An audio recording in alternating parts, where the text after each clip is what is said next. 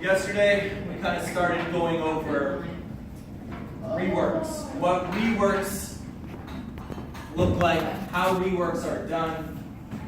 And now some people, by the end of yesterday, came to me saying my reworks are finished. Or this morning, hey, I'm done with my reworks, can I turn them in? And I said, well, let's hold on for a second because I think there's some conversations that we need to have about quality reworks. And so what we've done here is we've taken a couple reworks, the same problem multiple times, and you're getting scored out of 4 points. So we're going to come up with a rubric today of what qualifies as a perfect 4-point answer, a 3-point answer, a 2-point answer, and a 1-point answer. And so on this sheet here, we'll go over it together, I have a 4-point answer and a 3-point answer. And then I'm going to pull out and show you a 2-point and a 1-point answer. So let's take a look at this 4-point. This is as close to a perfect response for reworks as you possibly could get. So the question is 3 times negative x squared plus x, in parentheses, minus 10x squared plus 9 plus 2x. They show us a before and after. What do you think the before problem represents? Remind you, this is a rework, not the test itself. This is reworks. What do you think the before problem represents, Nicole? How they got it wrong. How they got it wrong. What else could it represent? The mistake they made. The mistake they made, yeah. What they may have done incorrectly, like how they may have thought the problem originally was supposed to be represented. All possibilities, yeah. Maybe this was exactly what they did on their test. This part is the after. What do you think the after part represents? Samaj. They show like what they did wrong, so they got the answer right. Okay, so maybe it's the right part. Yeah, Jojo? To see how they kind of messed up and see their mistakes. Exactly, right? So they have the before, what they did on the test, the after. Would this be the correct answer or the incorrect answer? Correct. The correct answer. So they have their incorrect and then their correct answer. Here's what they wrote. I thought you could combine negative x squared and x to make 0. Now I know that they're not like terms and that x's can only be combined with other x's and x squareds with other x squareds. First, I distributed the 3 by multiplying it with both like terms, or both terms, in the parentheses. Then I combined like terms until there were no more. Why do you think that would be a perfect 4-point answer? Take 30 seconds at your table. What makes that a 4-point answer?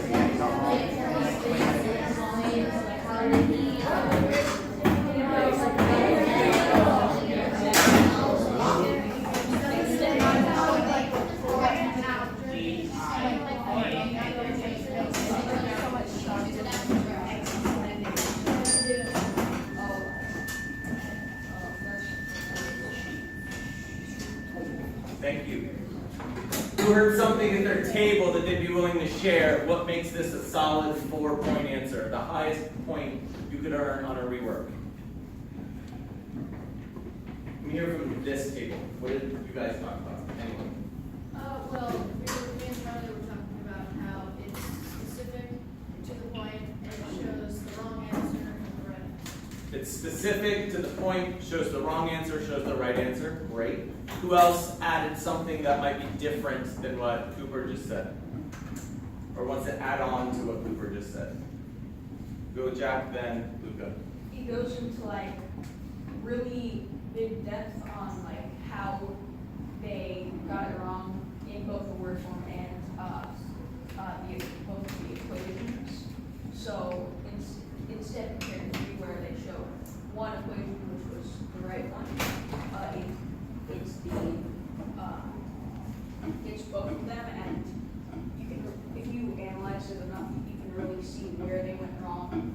And instead of if they say I forgot to do PANDAS, you won't know where they did, because you don't have the first one or. Correct. where- Awesome. I love it. Jimmy just said they were just super in depth and in detail with their mistake and what they should have done. Last thing, Luca, hit They it. used the before and after to represent what mistakes they made previously and their overall growth after doing the problem, as well as showing in their answer what they did originally, just trying to allow people to get a graph on what they really intended and how they thought. Beautiful. So Luca just said they showed their growth, which is awesome. Okay, number 3, a 3-point problem. It's the same problem. This one they redid their problem, they got the correct answer. What's different with this problem, this section, than with the 4-point section? What's different? What does the 3-point not have that the 4-point does have, Samaj? Before doesn't have it before and after. Good. The 3-pointer is just missing a before and after. It has the after, which is great. I want to know the after. The before is a really good thing to know too, right? So anyhow, they redid it, they got the same, correct answer. Their explanation is, I need to follow PEMDAS to get the answer correct. What are they missing? Yeah, boom. They didn't explain how they got it wrong, and they didn't explain how to solve it correctly. You're right, they didn't explain how they got it wrong, and they didn't solve it. They did solve it correctly, but they didn't show the before, right? Okay, so here is, come on, buddy. There we go. All right, this is a 2-pointer and a 1-pointer. Wow. Here's a 2-pointer. They give us the right answer. But what's missing from this section? Maya? The actual word. The work that goes with it. Now, I don't like assuming the worst, but my thought process as the teacher is, how did they get that answer? Did they do it on a scrap sheet of paper, throw it away? Did they write it on the table and then erase it? Did they do it on the whiteboard and then erase it? Or did they copy the person who got it right? I don't know, because I can't see the work that they did. Their explanation is, well, I didn't know how to do it, next time I'll try harder. I hear chuckles. Why would people be chuckling with this kind of answer? Take 30 seconds at your table. Why would this be a chuckly kind of answer? It's not enough. It says I'll try harder, and it's not trying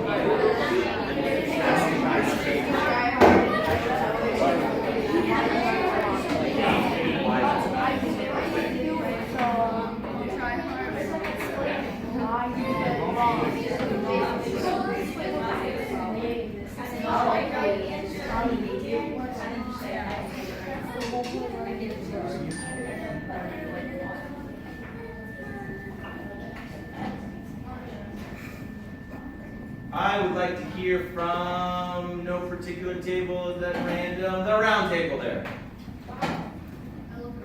So why would this be a 2-point answer? Because they didn't put how they got it, and they didn't put like what mistakes they made. Great. So they showed some effort in that, like, yeah, I got the right answer, but I'm not sure how I got it. I didn't know how to do it on the test, but I'll try a little bit harder this time. So right, they didn't have too much info. Go ahead, They Luca. said that they tried harder, but maybe you don't really need to try harder. Maybe all you need to learn the subject that you're doing. So it's like, they're kind of just like saying that they need to try harder, which means they're just trying to get out of like actually explaining the problem. Because it's on the actual math test. Uh-huh. But round one, it just tells you the answer. Right. So I mean, technically, you could have just copied the answer from that paper and just said, "I'll try harder next." Right. And I don't even know what try harder means. Does that mean like push on the paper like harder with your pencil? I don't know what try harder even means, but I like what Lucas said. Maybe they don't need to try harder, they just need to learn the material. Whatever that might look like, and that's different for everybody. And then finally, a 1-point answer, which is as low as we can go. They have some like numbers, which they're missing that 1, that should be a 13x squared. That and that are just, this is wrong.